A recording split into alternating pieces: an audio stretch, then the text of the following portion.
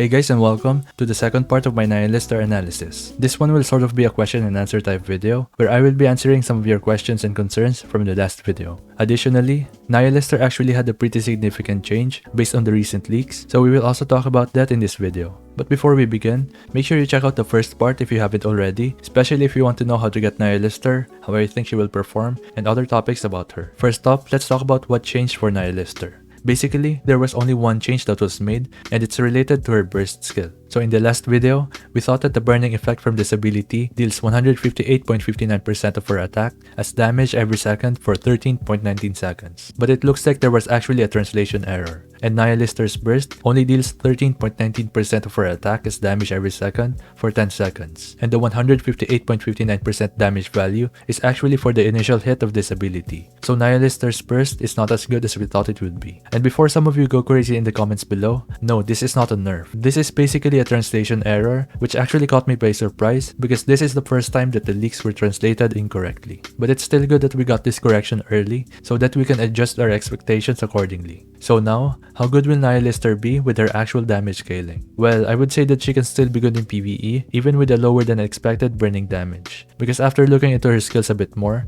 I expect her to be dealing the majority of her damage from her fully charged attacks. It is unfortunate that she will be dealing less burning damage, but Nihilister is still getting the ammo capacity buff, which I think is just as valuable as the burning effect. One important thing I forgot to mention in the previous video, and thankfully someone brought it up in the comments, is that it's possible for Nihilister to have a double shot normal and charge attack just like Noah. After all, she's using two weapons, so expecting her to have a double shot mechanic is not too far of a stretch. This is important to know because if you look at her skill 1, it gives her bullets a pierce effect, which means that her attacks will go through the enemies. And if that was not enough, her skill 1 also increases the piercing radius of her attacks, so if Nihilister is shooting two bullets at the same time, on top of the AoE passives, then she is more likely to trigger the second effect from this ability. Essentially, even though Nihilister is classified as a sniper rifle unit, she practically works like a rocket launcher unit because of how her skill 1 works. From a design standpoint, I feel like they made her a sniper unit because if she was actually classified as a rocket launcher unit, then her normal attacks will have no damage drop off, and it will also be too easy for her to get the additional damage from her skill 1. So I think that it's their way to balance her kit.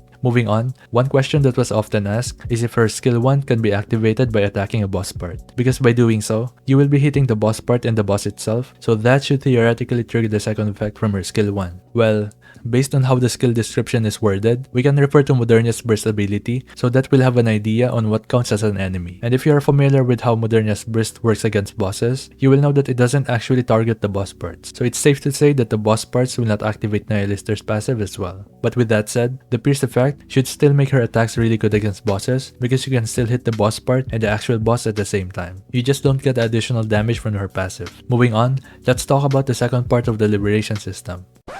Hey guys, future me here cutting in because as of making this video, they actually just officially announced how the second liberation works. So basically, there's only a handful of players who can start getting Nihilister because of how ridiculous the requirements are. First of all, you need to have cleared chapter 20 stage 31, and I would expect that a lot of people are not even close to that stage. And second of all, you need to have completed one NIKKE's rehabilitation in the first liberation. I don't like these requirements because it means that Nihilister is not accessible for 95% of the player base, if not less. Just to give you an idea on how insane it is, a few minutes ago, I just checked the player information for the top players in my server, and it seems like I'm the only one who has completed chapter 20 stage 31. So that means that I'm the only player in that server who can start an investigation for Nihilister. This is actually very crazy, and I can already see the backlash from players all over Reddit, Discord, and other NIKKE social media pages. Now back to the video. One more thing is that Nihilister is not the only character in the second part of the liberation system. We also have another character named Liberalio, but aside from how she looks, we don't know much about her yet. So if you're not sure if you want to go all in for Nihilister, you can wait until we get more information about her, especially if you're pulling for meta. Moving on, let's talk about Nihilister being a no limit break character.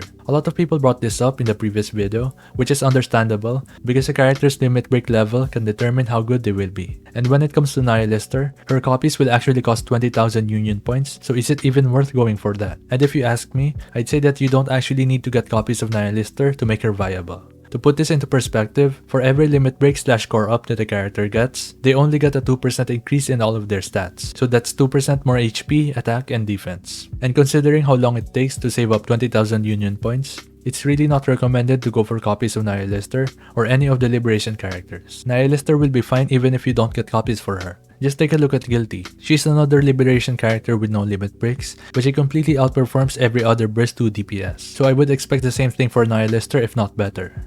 You also have other ways to increase her CP if that is your concern. You can upgrade her skills, get her to level 10 attraction, and maybe even keep the tier 8 pilgrim equipment that you get so that you can give it to Nihilister once you get her. With that being said, if you have any other questions about Nihilister or anything about NIKKE, feel free to put it down in the comments below. I'm trying to focus more on informational videos, so that will really help me a lot.